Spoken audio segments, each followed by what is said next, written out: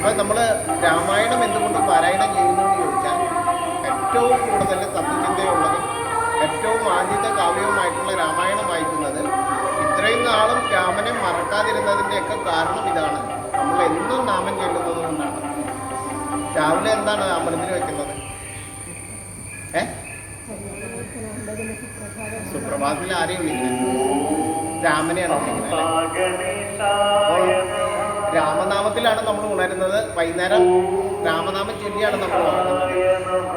അപ്പോൾ രാമനെയാണ് നമ്മൾ പ്രധാനമായിട്ടും ഈ അജ്ഞതയെ നിഗ്രഹിക്കാൻ, നമ്മളുടെ അസരികതയെ ഇല്ലാതാക്കാൻ വേണ്ടിയിട്ട് നമ്മൾ ആരെയാണ് ആശ്രയിക്കേണ്ടതെന്ന് ചോദിച്ചാൽ ആദ്യ വേദാന്ത വേദ്യനായിട്ടുള്ള ശ്രീരാമചന്ദ്രനെ തന്നെയാണ്, ആദ്യ കാവ്യമായിരിക്കുന്ന ആദ്യ കവി എഴുതിയ രാമായണത്തെ തന്നെയാണ് നമ്മൾ ഈ രാമായണ മാസത്തിൽ ഏറ്റവും കൂടുതൽ പാരായണം ചെയ്യേണ്ടത്.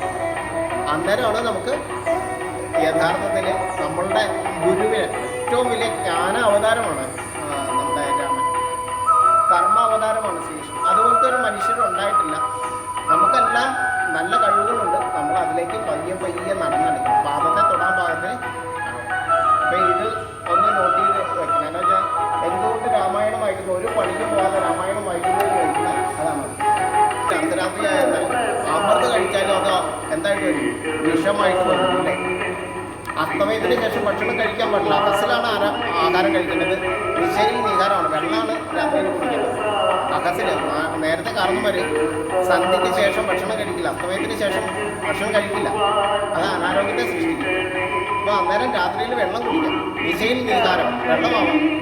അകസിലാണ് ആഹാരം കഴിക്കുന്നത്. എന്ന് പറഞ്ഞ പോലെ നമ്മൾ രാത്രിയിൽ ഭക്ഷണം കഴിച്ചാൽ അത് നമുക്ക് അസുഖം ഉണ്ടാക്കി കഴിക്കും. അപ്പം നമ്മളുടെ രോഗത്തെ കൂട്ടാനാണ് സാധിക്കും.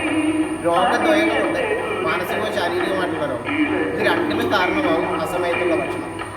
ആ സമയത്തുള്ള ഭക്ഷണം ഒഴിവാക്കുന്നതിന് വേണ്ടിയിട്ടാണ് നമ്മൾ ദിനചര്യകൾ ചിട്ടപ്പെടുന്നത് എന്ന് പറഞ്ഞ പോലെ. ഇപ്പോൾ രാത്രിയിൽ എങ്ങനെ ഭക്ഷണം കഴിച്ചാൽ നമുക്ക് അനാരോഗ്യം ഉണ്ടാകുന്നത്, അതുപോലെയാണ് നമ്മൾ അർദ്ധരാത്രിയിൽ പഠിച്ചു കഴിഞ്ഞാലും ഒന്നും മനസ്സിലാവില്ല. പഠിക്കുന്ന പിള്ളേർ രാവിലെ എഴുന്നേക്കണം. നേരത്തെ പഠിക്കുന്ന പിള്ളേർ സന്ധ്യയ്ക്ക് കിടന്നു കേട്ടോ.